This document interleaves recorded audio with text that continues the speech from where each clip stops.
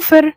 أنا شاهدة عادل قومية مصرية وبدعم المنتج المحلي حتى من قبل ترند المقاطعة. فلو انت شفايفك متشققة أو جافة بسبب الشتاء، النهاردة جاية أرشح لك ليب بالم تكون مصرية وفعالة وفي نفس الوقت حنينة وسعرها على قد الإيد.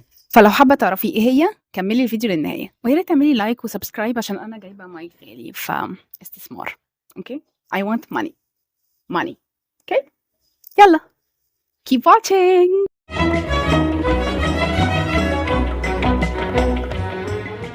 مرطب الشفايف اللي هكلمكم عنه النهارده هي زبدة الشفايف من كيرن مور. ما سمعتش عنها ريفيوز كتير قبل كده، بالرغم انها حلوه وترطيبها قوي، بيفضل فتره طويله على الشفايف. هي مش طول اليوم بصراحه، فبحتاج احطها كتير على مدار اليوم، لكن انا لما بحطها قبل ما انام مباشره بصحى الاقي شفايفي في حاله كويسه نسبيا، يعني مش بتكون ناعمه بقى ورطبه وكده، لكن على الاقل مش في حاله مزريه وجافه وناشفه. لو أنا هدي قوة ترطيبها نسبة معينة هتكون 85%. حتى لو شفايفي جافة جدا بعد الروج المات اللي أنا بحطه، مجرد ما بحطها بترطب لي شفايفي بشكل فوري، فهي بجد جميلة جدا.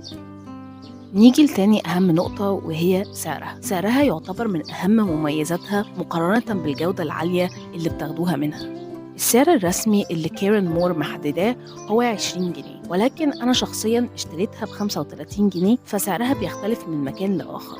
يعني أنا كده اشتريتها 15 جنيه أزيد من سعرها الحقيقي اللي الشركة بذات نفسها محدداه، ودي من أكبر العيوب اللي موجودة في السوق المصري، وهي إن كل بياع بيبيع بالسعر اللي على مزاجه. فممكن تلاقي حد مزود 5 جنيه 10 جنيه 15 جنيه 25 جنيه، هو وضميره بقى، ما فيش رقيب. فدي مشكلة أتمنى حلها، ولو في حد فاهم في الاقتصاد يا ريت يقول لنا هل ده طبيعي ولا لأ، عشان أنا مش بفهم الاقتصاد قوي، بفهم سياسة بس مش اقتصاد يعني. فوالا، أتمنى يكون عجبكم الفيديو، وإن شاء الله الفترة القادمة هعمل فيديوز أكتر، فترقبوا وجاي.